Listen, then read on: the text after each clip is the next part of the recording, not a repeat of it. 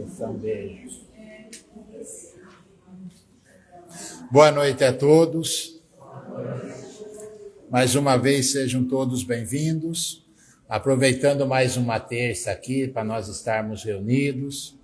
Mais um momento de aprendizado para todos nós, que tudo que essa bendita doutrina nos proporciona. E principalmente num tema tão interessante desse daqui de hoje, que é de Evangelho. O cego de Jericó. É muito legal essa passagem aqui.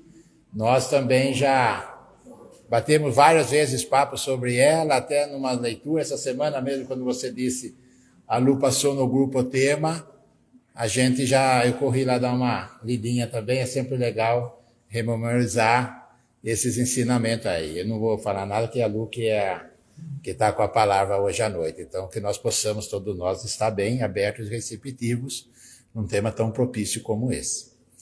E também, como nós sempre falamos do livro do Fundamentos da Doutrina Espírita, caso alguém queira, na hora de ir embora, retirar, tem ali em cima do balcão, é gratuito, é um oferecimento da USE Piracicaba, então fiquem à vontade, temos arauto, temos mensagens e outras mais coisas lá. Então quer dizer que tudo que tiver naquele balcão ali é para nós levarmos aos nossos lares. É muito bom, principalmente no nosso dia a dia, dar uma lida, fazermos uma reflexão sobre tudo que nos é ofertado. E às vezes tem coisa muito interessante, principalmente quem é iniciante na doutrina, aqui ele tem um conteúdo bom, simples, de entendimento, uma dinâmica boa, uma didática, então que nos auxilia muito para termos uma noção referente da doutrina espírita. Dado os recados, só frisando mais uma vez, alguma vez tem pessoas que não estavam aqui conosco semana passada, mais uma vez agradecendo a todos que nos contribuíram no Yakisoba, na compra, na venda, nas doações, foi muito bom, tivemos um resultado muito satisfatório para a nossa casa, é muito interessante isso daí, como a gente sempre fala, eventos virão outros, já estamos conversando sobre vários, e já vou deixar um convite já, tudo bem, falar, mas Juca, até dia 23, pode até ser que eu esqueça, 23 de junho, 24 de junho, ó, já testei a Lu, ela está ligada, tá certinho, dia 24 de junho, nós faremos a festa lá no Colégio Seletivo, Elite Seletivo. E lá nós teremos a barraca de doce. Caso alguém quiser nos auxiliar já doando algum doce, para lá se preparando, um bolo, qualquer coisa de doce, é de bom aceito. Que a gente vamos também ter lá. No Atlântico não é nossa, é da escola. Mas lá no Seletivo não, será nossa. Então daí quem puder dar um bolo aí, doce de abóbora, doces típicos de festa junina. Então, quer dizer, a Erika fica fazendo gesto, eu também não estou nesse nível de entendimento. Voluntariado também, desculpa, houve uma falha aqui. Voluntário com doce de abóbora, está mais ou menos tudo interligado. Certo? Então, fica o convite. Juca, eu queria ajudar. Temos 2 eventos. Então, dia 3 de junho, Atlântico, dia 24 de junho, lá no Seletivo, lá em cima, perto do cemitério, olha que referência boa, perto do cemitério do Parque da Ressurreição, certo? Então, dados os recados aí, vamos nos preparar agora, fechando os nossos olhos, elevando o nosso pensamento a Deus, nosso Pai de amor e infinita misericórdia, que nos concedeu o dom da vida. Agradecemos também a Jesus, esse mestre que nos deixou esse grande legado a seguir, principalmente seus evangelhos, que será o tema da noite de hoje.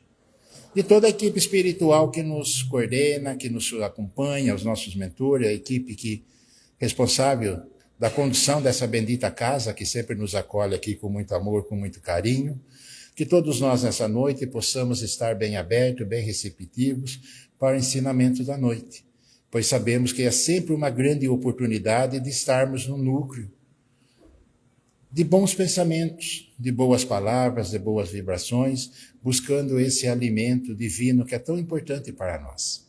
Que possamos sair daqui saciados da fome do saber.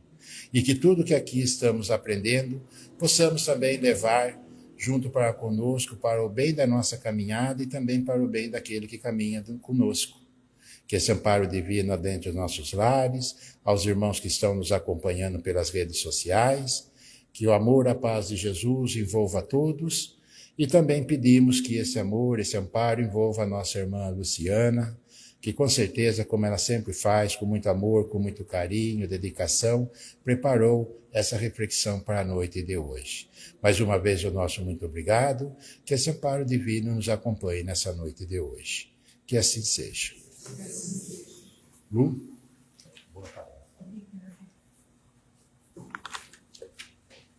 Boa noite a todos.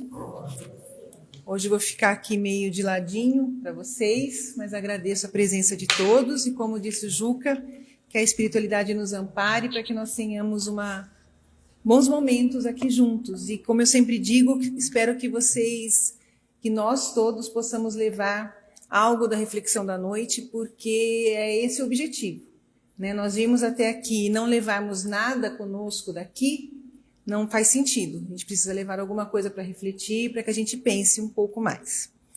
Bom, como o Juca falou, né, hoje nós vamos falar a respeito desse trecho do Evangelho, o cego de Jericó. E nós espíritas, nós devemos tomar a vida na Terra do ponto de vista de que nós estamos aqui para passarmos por um processo de conscientização. Ou seja, nós seres humanos vivemos para nos conscientizar da nossa imortalidade, da nossa condição de divindade, da nossa destinação transcendental. É para isso que nós estamos aqui. Aqueles que ainda se prendem à ideia de que nós estamos aqui para trabalhar, para ajuntarmos tesouros que ficarão aqui depois da nossa partida, né? Depois que a gente deixar o corpo físico, que nós estamos aqui para nos divertir, para sermos felizes, faz parte também, né? Mas a nossa principal finalidade de estarmos aqui é para a nossa conscientização como espíritos imortais que somos. Entretanto, é muito evidente para cada um de nós que esse processo é um processo longo, um processo lento, um processo doloroso e que está diretamente ligado ao desempenho pessoal de cada um. Não existe uma fórmula, não existe uma receita, não existe um manual, né, preciso para que a gente consiga melhorar. Na verdade, se nós pegarmos o Evangelho segundo o Espiritismo, só ele, né, já é um manual de conduta moral. Mas muitas vezes a gente ignora, né? A gente quer algo que seja um pouquinho mais fácil, né? Só uma coisa assim mais superficial, que nos indique o caminho dessa conscientização, dessa nossa melhora, desse nosso equilíbrio. Então, é um processo que faz com que a gente lide consigo mesmo, cada ser humano de uma maneira diferente. E nesse processo, uns amadurecem mais cedo, outros demoram mais, né? Uns são mais perseverantes, outros são mais displicentes, como tudo na vida, né? Em todas as áreas da nossa vida, em algumas a gente se empenha mais, outras a gente se empenha menos, e normalmente o que a gente vê é que as questões espirituais estão entre aquelas sim que a gente se empenha menos, né? Haja vista que muitas vezes, para vir uma vez por semana à casa espírita e permanecer aqui por 1 hora que seja, tantas pessoas encontram tantas desculpas diferentes, né? Eu trabalho demais, eu tenho muitos compromissos, eu preciso estudar, eu chego cansado, eu preciso fazer a comida para o próximo dia, eu preciso... Enfim, né? Eu mesma já utilizei dessas desculpas, muitas vezes, para não ir à casa espírita, enquanto eu não tinha me conscientizado da necessidade que ela fazia na minha vida, né? Mas, como eu estava dizendo, é um processo individual e o despertamento vai acontecendo de acordo com o empenho e com a necessidade de cada um. Infelizmente, parece que acontece quando dói mais. Quanto mais dói, mais a gente encontra a necessidade de buscar esses caminhos, né? Então, nós vamos vendo que algumas pessoas são mais proativas, outras são mais acomodadas, enfim, gerando uma grande diversidade de caracteres. Entretanto, todos nós temos a mesma origem. Todos nós somos filhos de Deus, somos criados por Deus. E quando a gente compreender e viver dessa forma, a gente vai conseguir ver quantas doenças, quantas dificuldades psicológicas, quantos entraves à nossa vida não parecerão tão grandes assim e muitas vezes nem teremos que passar por isso novamente. Ou se passarmos, com certeza será de uma forma mais equilibrada. E para ilustrar isso tudo que eu falei para vocês, então eu trouxe essa parábola do cego de Jericó, que nós vamos encontrar no Evangelho em Marcos 10, capítulo 10, versículo 46 a 52, Lucas, capítulo 18, 35 a 43. Né? Então, eu vou aproveitando aqui as imagens e relatando para vocês a parábola. Né? A parábola não é uma parábola, desculpem, é uma passagem do Evangelho. Jesus e seus discípulos e uma grande multidão se aproximavam da cidade de Jericó a caminho de Jerusalém. Um homem cego estava sentado à beira da estrada mendigando. Seu nome era Bartimeu, que significa o filho de Timeu.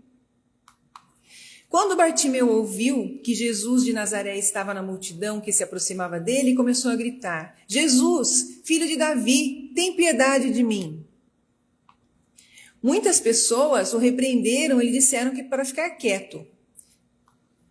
Mas Bartimeu gritava ainda mais: Filho de Davi, tem piedade de mim. Jesus, ouvindo o grito de Bartimeu, parou. Chamem-no, disse ele à multidão que o rodeava. Então eles chamaram e acenaram para Bartimeu. Anime-se, fique de pé, ele está chamando você. E atirando seu manto para um lado, ele saltou sobre os próprios pés e veio até Jesus. Nisso o mestre pergunta: o que você quer que eu faça por você? E ele responde: Mestre, eu quero ver. Vá, disse Jesus, a sua fé o curou. Imediatamente Bartimeu pôde ver. Ele olhou em volta com espanto, então começou a louvar a Deus. Quando as multidões viram que Bartimeu podia ver, ficaram admiradas e deram louvor a Deus. Jesus continuou pela estrada com Bartimeu seguindo-o. Bom, então vamos fazer uma analogia entre esse trecho do Evangelho e a nossa trajetória, né? Porque muitas vezes, né, a gente também se encontra como Bartimeu. Né? Bartimeu aqui simboliza para nós a nossa própria caminhada evolutiva. Porque em que momento, quem de nós não se sentiu, em vários momentos da nossa vida, como ele? Cego, sentado à beira do caminho, mendigando, né? Que Deus nos ajude em nossas necessidades, nas nossas aflições, né? Então, a situação dele sentado à beira do caminho se assemelha ao nosso comportamento indiferente às leis da vida, aos chamamentos do Cristo. Porque nós temos que compreender que as leis da vida ou as leis naturais são as leis que Deus criou. E cada vez que nós infringimos uma lei dessa, vai existir uma consequência. Então, tudo o que nos acontece, tudo o que nos ocorre, não é injustiça, nós não somos o alvo errado, o raio não caiu onde não deveria. São apenas as respostas às nossas próprias atitudes, às nossas infrações às leis divinas que geram essa consequência, que podem nos causar dor, podem nos causar desconforto, podem nos causar sofrimento. Né? Então, a gente muitas vezes fica ali fazendo tudo o que nós queremos e que nos é permitido, mas que não é lícito, como diria Paulo de Tarso. Né? E isso faz com que a gente tenha que arcar com a resposta disso. Né? Então, o Bartimeu ele simboliza a nossa caminhada evolutiva. Porque quem de nós não se viu nesse lugar do Bartimeu? Estagnado, parado, vendo as situações de conflito interno e externo se repetirem sem cessar. Muitas vezes a gente tenta sair de uma situação que está doendo, que está machucando, que está fazendo a gente sangrar por dentro, e a gente não consegue encontrar o caminho, a gente não consegue encontrar uma saída, a gente não consegue enxergar, né, aquela tão esperada luz no final do túnel, né, que todo mundo fala, né, tem uma luz no final do túnel, mas quando a gente está imerso numa escuridão tão grande, que a gente não consegue acreditar que realmente em algum momento existe essa luz, né? Então, a gente fica sem saber como caminhar para longe daquilo que está nos desgastando, nos machucando, que está doendo e está nos paralisando. Porque quando a gente está nessa situação, a gente não consegue avançar. A gente fica ali que nem cachorrinho quando fica tentando morder o rabo, assim, né? Não sai daquilo e não consegue avançar. Sendo que tudo que a gente precisa para sair dessa situação, tudo que a gente precisa para dar o primeiro passo para fora daquilo tudo, está ali diante de nós. Está dentro de nós. Está em nós. Né? Só que a gente está cego, como Bartimeu, e a gente não consegue ver. A gente não consegue compreender. Ou, às vezes, a gente ainda não quer compreender. Porque também a gente precisa saber que tem situações na nossa vida que se repetem, que machucam, que doem. E quando a gente, às vezes, se abre com alguém, ou vem fazer um atendimento fraterno, ou a gente, numa conversa informal, a gente começa a desabafar e contar um pouco da nossa vida, da nossa trajetória, dos nossos sofrimentos, isso quando a gente consegue ser ouvido. Porque, né, eu sempre repito que tem aquela coisa da competição de sofrimento, que é uma coisa muito chata. Né? Você começa a desabafar, você fala, nossa, tô com dor de cabeça, a pessoa já vem com aquele, e eu então? Ai, gente, é muito irritante isso, né? A gente precisa aprender a ouvir. Né? Outro dia eu vi o Alex Bonafini falando numa outra casa que existem muito curso para orador, mas deveria ter curso para ouvidor. Né? Chega de tanto oratória, vamos ter um curso de ouvidatória, para a gente aprender a ouvir o outro, né? E não ficar tentando competir, porque quando alguém vem abrir o coração para você, é porque confia em você e espera um acolhimento, não a competição para ver quem sofre mais, quem está com mais dor, né?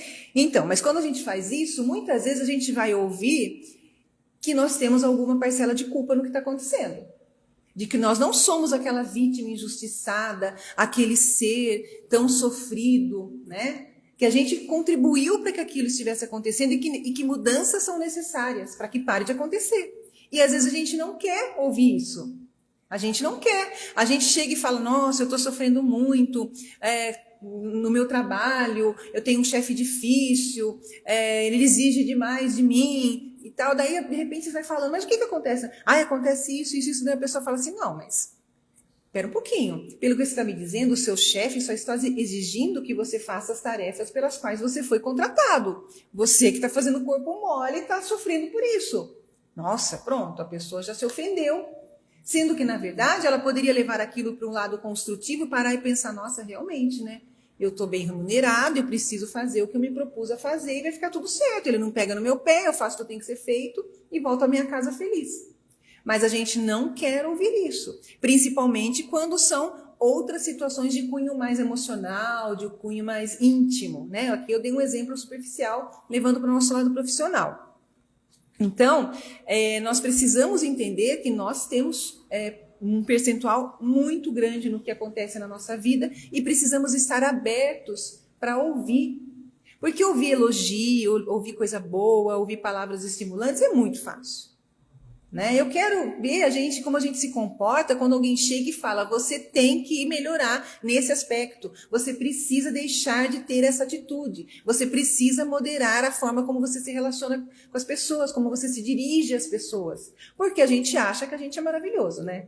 Não é maravilha? A gente tem aquela coisa assim, né? Nós somos alecrim dourado, né? As pessoas que são tóxicas, a gente não tem nenhum nível de toxicidade. Nós somos maravilhosos, os outros é que são tóxicos, né?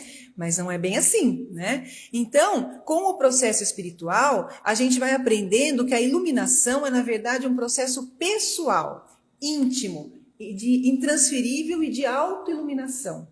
Ou seja, a gente não consegue fazer com que ninguém se ilumine, com que ninguém entenda, com que ninguém evolua se essa pessoa não quiser. Se ela não der o primeiro passo, se ela não tiver disposta a fazer as transformações internas que são necessárias.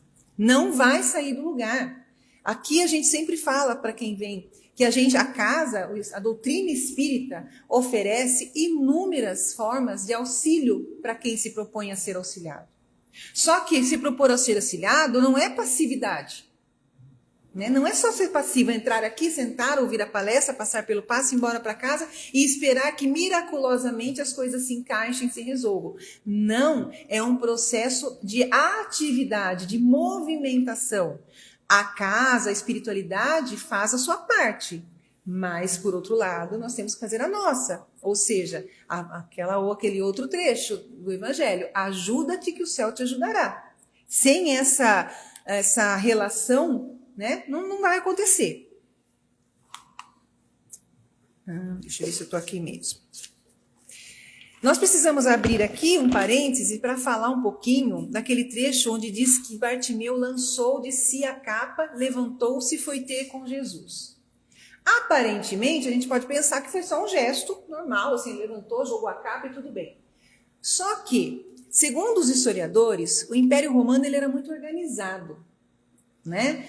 Para que você fosse um mendigo, para que você pudesse ter autorização para pedir na rua, você tinha que ter algo que simbolizasse a sua condição de miserável. Você tinha que ter algo que indicasse que você era uma pessoa que vivia dos favores das outras pessoas. E essa capa do Bartimeu era o que simbolizava isso. O Império Romano fornecia para as pessoas nessa situação, né, uma capa que o identificava como mendigo, né, como miserável. Então, ao mesmo tempo, para o Bartimeu, essa capa era a única riqueza que ele possuía, porque era o seu meio de sobrevivência. Era a única forma que ele podia mendigar. Se uma outra pessoa sem essa capa fosse tentar receber alguma coisa na rua, era preso pelos soldados romanos. Você tinha que ter essa capa. Então, ao mesmo tempo que aquilo era um sinal de humilhação extrema, também era a única riqueza que a pessoa tinha, né? Era um meio de sobrevivência que o protegia do frio, da chuva, que o acolhia para dormir. Então, ela tinha uma importância muito grande, né? E quando o Bartimeu lança essa capa, né, ao lançar de si essa capa, é porque ele teve a conscientização de que aquele momento de vida, onde ele se encontrava como um mendigo, como ele dependia das outras pessoas para sobreviver, onde ele ficava ali à beira do caminho, sentado, esperando que alguém o acolhesse, tinha acabado. Que aquilo não fazia mais parte da sua existência, da sua vida. Que era o momento de ele viver uma nova vida e de escrever uma nova história. Então, esse gesto de lançar de si a capa é muito simbólico por conta disso, né? E aí a gente pergunta, quanto tempo ainda vai demorar para que a gente também lance a nossa capa para longe da gente?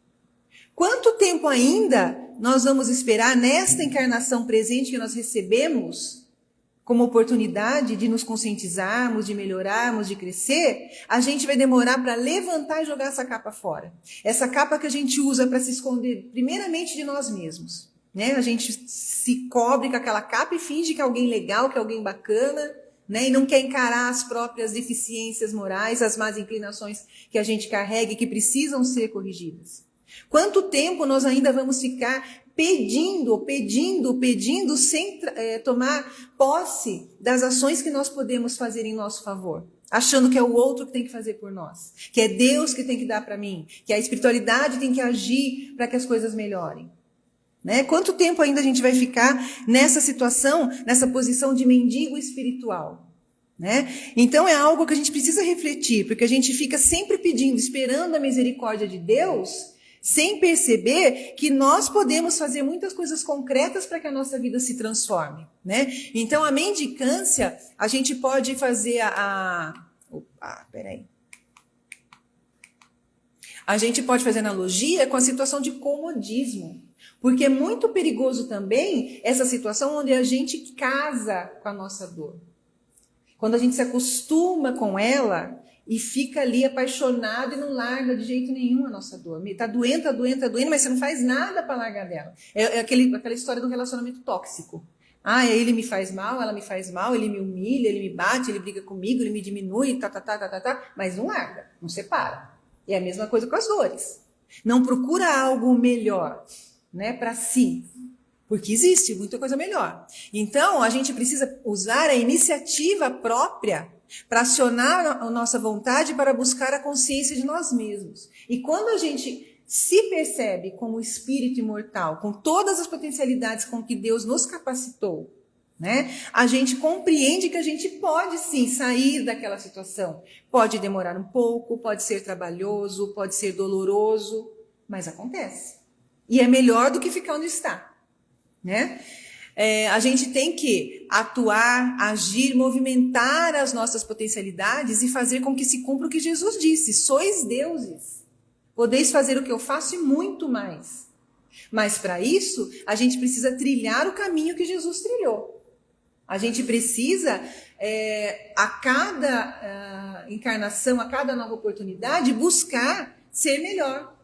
Nem que demore sei lá quantos milênios, porque Jesus também não chegou aonde ele chegou, na condição de espírito superior que ele tem, de espírito puro. Ele não foi criado assim. Porque se nós pensarmos que Deus criou um único espírito puro, nós estamos pensando num Deus de injustiça. Né? Por que ele criou ele puro e eu aqui todo ferrado, espiritualmente falando? Por que ele já chegou ali no patamar e eu tenho que trilhar toda essa estrada? Não existe nenhum espírito que já foi criado assim. Todos que estão onde estão foi por mérito. E nós também podemos alcançar o nosso, né? E devemos. Então, a mendicância, ela simboliza o comodismo diante das dificuldades próprias da vida na Terra. Mas, vendo o Cristo passar, vendo Jesus passar, vendo não porque ele estava cego ainda, modo de falar, né, gente? Né? Sabendo que o Cristo ia passar por ali, sabendo, ouvindo, né, dizendo que ele estava ali, Bartimeu saiu daquela inércia. Ele resolveu que não queria mais ser mendigo. Ele resolveu clamar, né? Ele fez o quê? Ele teve iniciativa própria. Ele acionou a sua vontade para buscar a consciência de si mesmo. Eu estou falando aqui com vocês hoje. Então, ele atuou, ele movimentou as suas potencialidades. E é o primeiro passo quando ele se reconhece como enfermo e ele procura ajuda. Mas veja que ele ainda espera que Jesus o ajude. Jesus, filho de Davi, tem misericórdia de mim. Ele clamou, ele pediu para que Jesus o auxiliasse, né? Ele queria que Jesus ajudasse a resolver o seu problema. Mas, no entanto, quando ele fez esse pedido, muitas pessoas, como diz o Evangelho, o desestimulam, o repreendem. Falam, que isso? Você acha que Jesus vai parar para te atender? Sério, deixa Jesus seguir o seu caminho, ele tem muito mais o que fazer do que se preocupar com um cego, um mendigo como você. Foi mais ou menos isso que eles devem ter falado para ele. E nós, muitas vezes, temos também vozes internas e externas que tentam nos desestimular da nossa iniciativa de melhorar. Às vezes a gente fala assim, não, voltando àquele exemplo da pessoa infeliz no emprego. Não, eu vou conseguir um emprego melhor, chega para mim já deu, eu vou estudar, eu vou me preparar, eu vou me aprimorar, vou fazer uns cursos, vou aprender inglês. Aí chega aquele amigo e fala, você não vai conseguir não, para, você vai ficar aí mesmo, você vai morrer aí. Espere aí, de graças a Deus você conseguir aposentar. Vamos ficar aqui mesmo, você não consegue. E para isso é tudo. Eu quero sair dessa relação que me faz mal. Não, você não consegue viver sem ela. Não, você vai ver, ruim com ela, pior sem ela. E nem sempre é assim, gente. Às vezes é ruim com ela, muito melhor sem ela. Às vezes é ruim com ele, maravilhoso sem ele. A vida é assim. E às vezes não é. Às vezes as pessoas também se separam e percebem que eram felizes e não sabiam, porque quando estavam juntos não aproveitavam o que o outro tinha para oferecer, não sabiam desfrutar o que tinham de bom, porque ficavam achando sempre que a felicidade era algo que estava inalcançável e já estava ali. Então, na vida da gente, existem muitas formas da gente se equivocar, tanto de um lado como do outro. Mas a gente convive com essas vozes externas e internas que às vezes querem nos desestimular do fato da gente querer ser melhor. Quem daqui muitas vezes já não passou por alguma frase de algum amigo que se estranhou a sua nova condição como espírita? Porque gente, vamos ser sinceros, não tem como a gente levar a mesma vida de antes quando a gente se depara com a nossa condição de espírito, com a nossa responsabilidade diante dos nossos atos, com o fato da gente compreender que a gente está plantando aqui o que a gente vai colher mais à frente. Então, tem certas coisas que não cabem mais na nossa vida. Só que algumas pessoas não compreendem. E começa, nossa, ficou careta, ficou chato, ficou crente, ficou, sei lá. Muitas vezes a gente passa por isso. Quando a gente fala, não, hoje eu não posso porque eu tenho que ir à casa espírita. Eu estou fazendo um curso, eu estou fazendo um estudo, hoje tem palestra, eu sou passista, eu trabalho. Nossa, mas não pode outro dia? Não pode outro dia porque meu compromisso é hoje. E muitas vezes as pessoas tentam nos desviar. Então, isso são testes para a nossa vontade, para a nossa perseverança. Se a gente já está realmente preparado e consciente de quem nós queremos ser. Como nós queremos ser, o que nós queremos viver. A gente quer continuar sendo aquele homem velho, aquela mulher velha, no sentido de comportamentos, né? Não estou falando de idade cronológica. Comportamentalmente, ou a gente quer ser uma pessoa nova, uma pessoa que já consegue lidar com as suas coisas com mais equilíbrio, compreender o que é tentar se modificar interiormente para que as dificuldades sejam lidadas de uma forma mais equilibrada, né? Então, a gente precisa aí acionar a nossa vontade, a nossa determinação e a nossa fé, porque tem muitos obstáculos. Obstáculos dentro de nós, porque nós estamos acostumados ao comodismo. Nós estamos acostumados à velha vidinha sem responsabilidade, que a gente pode fazer o que quiser sem pensar no dia de amanhã. A gente está acostumado com isso. A gente gosta de desfrutar o que essa vida passageira tem para nos oferecer. E muitas vezes, se disciplinar para viver um outro tipo de vida é difícil, mas é possível. E é prazeroso e é recompensador, né? Então, a nossa fé, ela tem que ser uma fé sincera, que é segura, que é calma, né? E que é demonstração de força. Quando a gente consegue resistir a tudo que nos impede de caminhar para frente, a gente demonstra que a gente está forte, que a gente está fortalecido. Ou será que a gente ainda vive uma fé vacilante, que é insegura, que é violenta e que denota fraqueza na nossa parte? Aquela fé que assim, eu acredito muito nos espíritos. Eu acredito demais, eu vou lá na casa espírita, tenho visto muita coisa bacana com as pessoas. Aí você passa por uma dificuldade, adoece. Cadê os espíritos na hora que eu precisei? Onde é que estava Jesus quando eu precisei? Não acredito em mais nada disso. Então, isso não era fé, né? Isso não era fé. E, principalmente, a fé pregada pela doutrina espírita, a fé racional, que é enfrentar a razão face a face. É compreender, né, como eu disse aqui, a nossa condição espiritual, os processos pelos quais a gente passa para amadurecer dentro dessa mesma condição, a forma com que a gente precisa se autotransformar se a gente quiser, de fato, minimizar as nossas dores, né? Então, cabe a cada um de nós essa decisão. Eu não posso decidir por nenhum de vocês, vocês não podem decidir por mim, a gente não pode decidir por marido, por filho, por irmão, por ninguém. A gente pode exemplificar. A gente pode demonstrar, através da nossa vida, do nosso comportamento, que as coisas podem ser melhores, né? E aí, de repente, despertar no outro essa vontade de também se melhorar, né? Então, a gente analisando um pouquinho essa parte onde Jesus pede que tragam Bartimeu à sua presença, nós vamos perceber que Jesus não age diretamente. Jesus faz uso de intermediários para chegar a Bartimeu. Tragam-no até a mim. Jesus estava passando ali, ele poderia ir lá, conversar com o Bartimeu, baixar, né, levar um papo ali. Não, ele sempre pediu. Sempre, em todas as passagens percebam que Jesus pede para trazerem as pessoas até ele. Lázaro, quando ele foi lá ressuscitar Lázaro, tirem a pedra. Jesus poderia, usando o seu magnetismo, que ele sabia manipular muito bem, estender a mão e fazer com que a pedra rolasse. Mas ele sempre fazia com que as pessoas em torno dele participassem daquela ação, fossem intermediários do que estava acontecendo. E nós temos que entender que esses intermediários somos todos nós. Somos todos os que, de boa vontade, divulgam a palavra de Jesus e, sobretudo, a exemplificam, os verdadeiros voluntários do Cristo e da sua mensagem. E quando eu falo isso, eu não estou falando dos trabalhadores da casa espírita, eu não estou falando dos padres, dos bispos, dos pastores, das freiras, né, e de tantas outras pessoas. Eu estou falando de nós todos, espíritos, filhos do mesmo Pai, distribuídos nos mais diferentes locais, hospitais, escolas, fábricas, enfim, no bairro, no condomínio, nas filas do supermercado. Todos nós somos intermediários do Cristo, exemplificando a nossa vontade contínua de ser melhor, de tratar as pessoas com respeito, né? De não ser preconceituoso, de aceitar as diferenças, de acolher quem necessita de acolhimento, de dar ouvido a quem precisa ser ouvido, né? De estar disponível quando alguém precisa de você.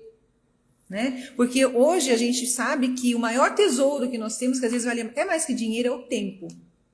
Né? Você dar tempo para alguém, você ter tempo para sentar e ouvir alguém. E muitas vezes a gente não tem esse tempo ou não quer oferecer esse tempo, prefere usar esse tempo para outras coisas egoístas do que acolher um irmão. Né? Então é dessa forma que nós somos os voluntários do Cristo. né? Na nossa vida cotidiana, na nossa vida diária, sendo respeitosos, sendo acolhedores, usando da empatia, se colocando no lugar do outro, agindo como Jesus exemplificou, né? Não julgando as escolhas dos outros, né? Fazendo apenas aquilo que está ao nosso alcance para auxiliar. E Jesus convida Bartimeu, levanta-te. Né? Notem também que Jesus quer que Bartimeu haja, ou seja, como eu disse, da mesma forma que Jesus poderia ter ido até Bartimeu e curado Bartimeu sentado ali à beira do caminho, ele fala para ele, levanta-te, né? Fica em pé, né? Então, quando ele fala isso, Jesus quer que ele movimente as suas energias, que ele não simplesmente receba a ajuda. E é isso que a gente precisa entender, que nós precisamos movimentar as nossas energias.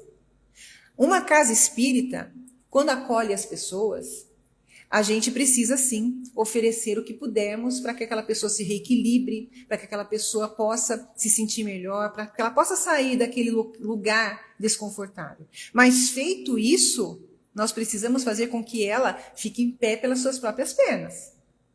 A casa espírita não é uma muleta para ninguém. O nosso intuito não é que vocês fiquem aí eternamente assistindo uma palestra ou tomando passe. Nós queremos que vocês se movimentem. Nós queremos que vocês encontrem formas de colocar em prática, de devolver para o outro aquilo que vocês receberam, tornando-se um trabalhador espírita, fazendo bolo para a festa junina. Também, né? Tem que aproveitar o momento aqui, né? Fazendo um bolinho para a festa junina, que tá bom também.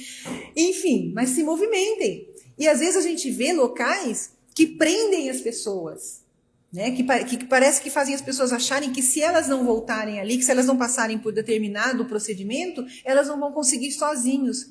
Mas nem Jesus fazia isso. Nem Jesus fazia isso, porque nós vamos fazer. Nós temos que ser autônomos.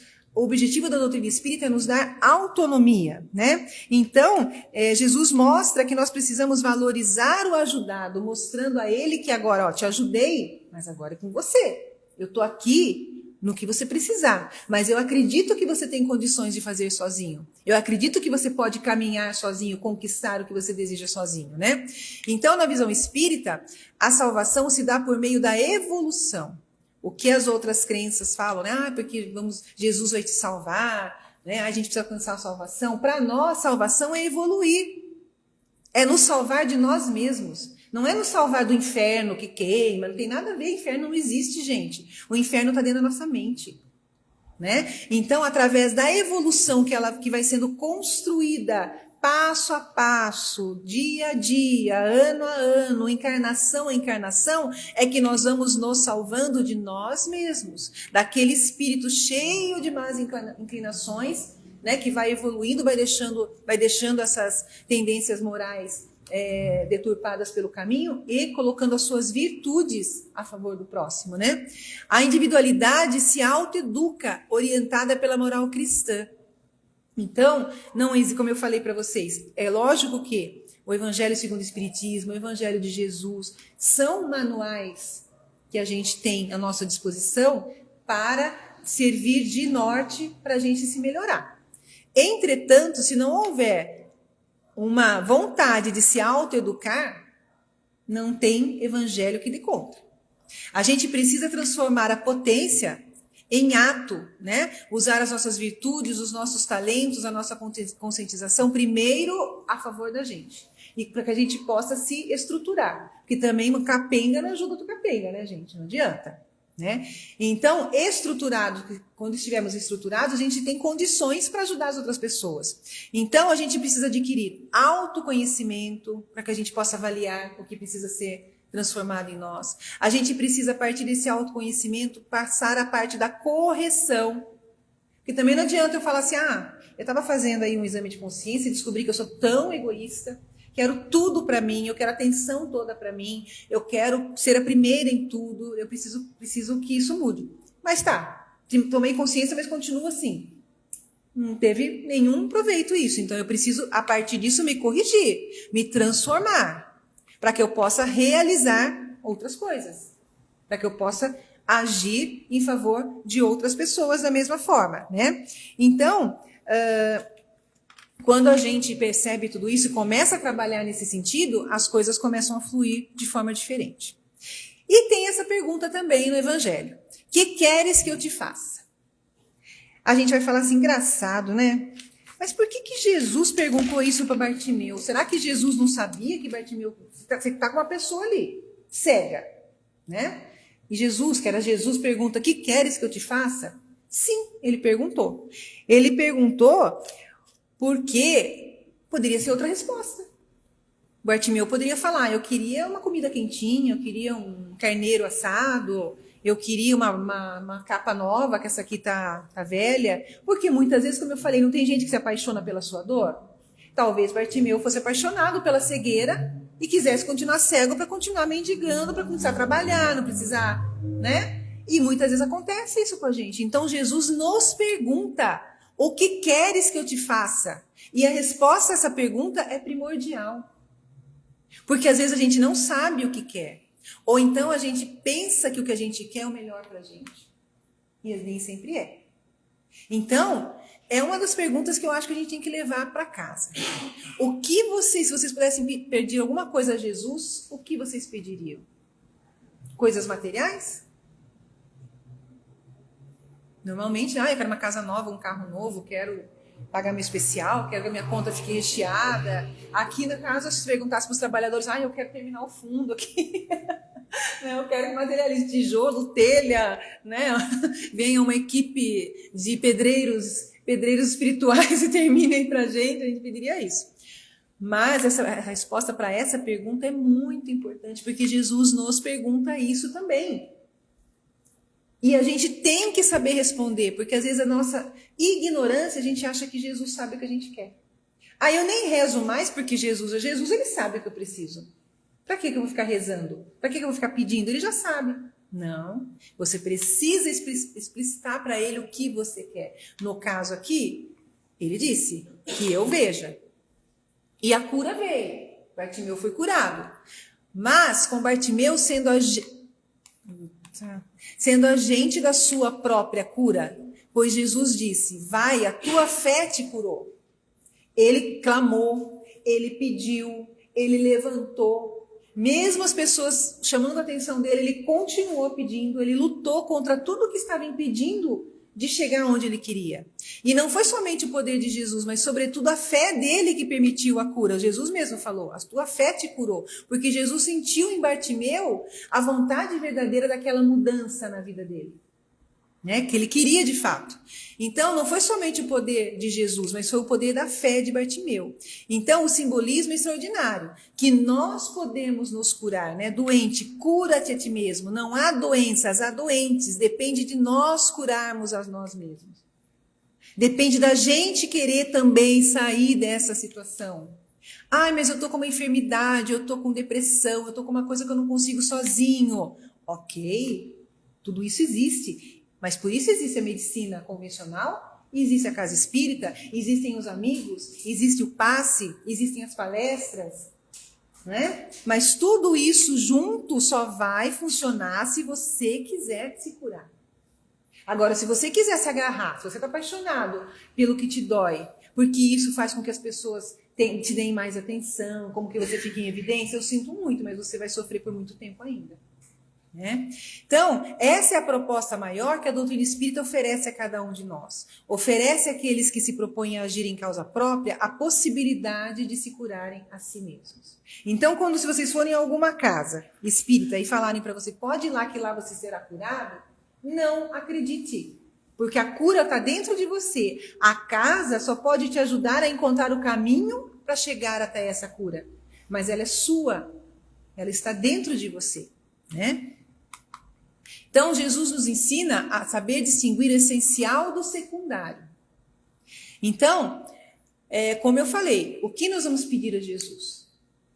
Nós precisamos assim pensar muito bem para que a gente peça a coisa certa, para que a gente faça o pedido certeiro, porque ela faz toda a diferença na nossa vida. Nós podemos pedir o essencial, aquilo que realmente vai nos trazer felicidade, e isso não está relacionado diretamente com as conquistas materiais, não está relacionado com o outro, né? Porque às vezes a gente pensa assim, eu só vou ser feliz quando eu casar. Não, você pode casar e continuar não sendo feliz, porque se você não for feliz consigo mesmo, se você não tiver consciência de si próprio, ninguém vai te fazer feliz. E nem ninguém tem obrigação de nos fazer feliz, né? Então, a gente tem que saber bem distinguir o essencial do secundário. A doutrina espírita, ela nos quer vivendo com autonomia, para que a gente possa aprender a curar a nós mesmos, sem depender do passe, do atendimento fraterno e nem sequer da casa espírita. Para nós sermos espíritas, nós não precisamos estar aqui. Tem muita gente lá fora praticando o espiritismo sem nunca ter pisado dentro de uma casa espírita. Porque o espiritismo está ligado à nossa vontade de transformação, de ser bom. Basta ser bom. É isso que a doutrina espírita nos prega. Só que é inegável também que esse contato, essa troca de ideias, né, essa conexão que nós estabelecemos aqui, nos auxilia nas buscas que a gente precisa fazer. Então, para aqueles que já conseguiram praticar a doutrina sem a necessidade de vir a uma casa espírita, embora eu acredite que essas pessoas deveriam estar aqui dividindo o seu aprendizado com outras pessoas, né? Porque eu acho que tudo que a gente aprende, se não for compartilhado, não tem valor, né? Mas aí é só uma opinião da Luciana, né? Então, essa conexão que nós fazemos, pelo menos para mim, é muito boa, é muito prazerosa, a gente aprende, a gente troca, né? Então, mas não é obrigado a vir aqui, não.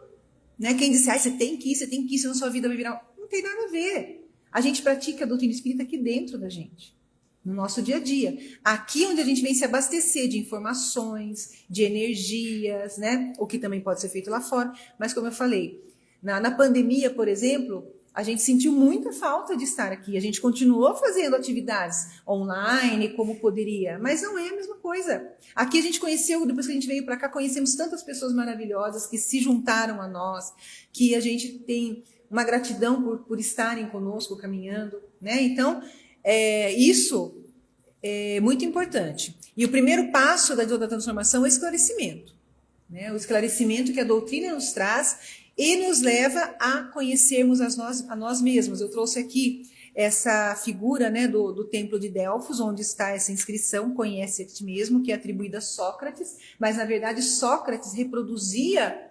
essa frase, não era dele, essa frase ninguém sabe quem grafou aqui na pedra, lá no templo de Delfos, mas Sócrates quem difundiu essa frase, né?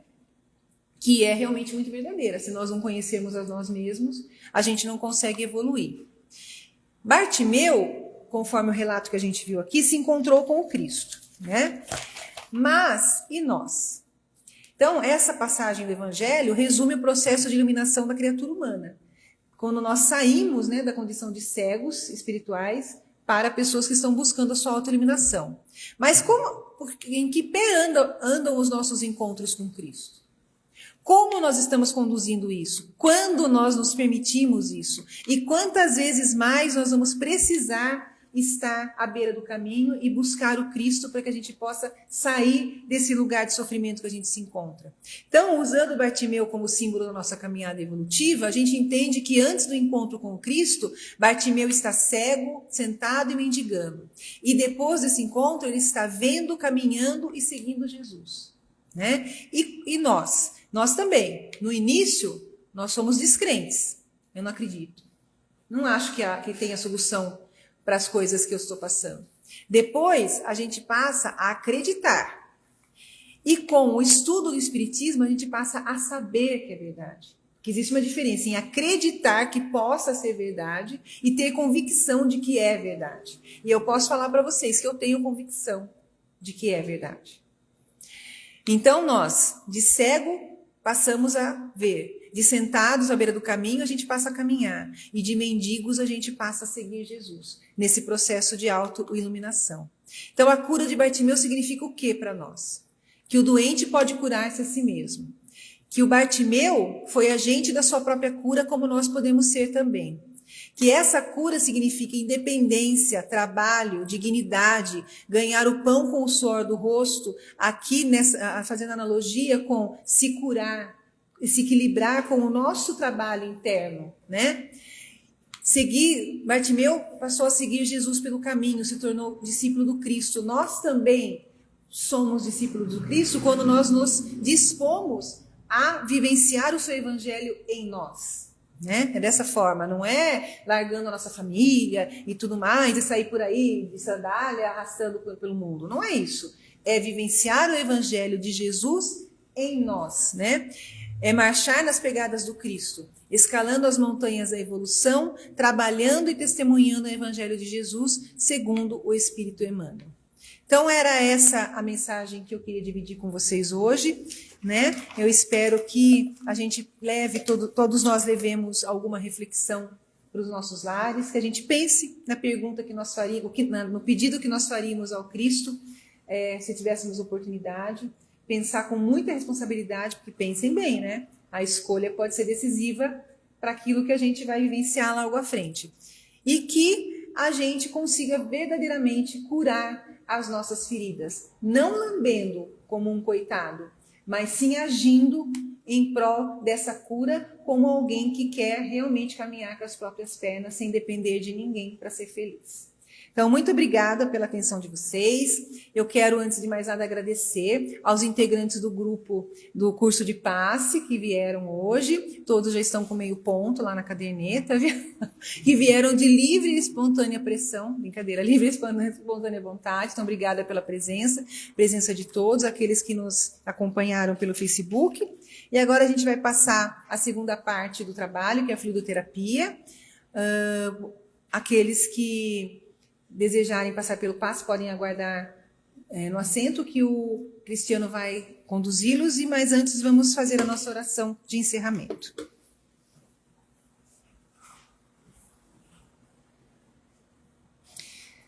Pai de amor, bondade e misericórdia, agradecemos profundamente a oportunidade de estarmos aqui nesta casa de luz.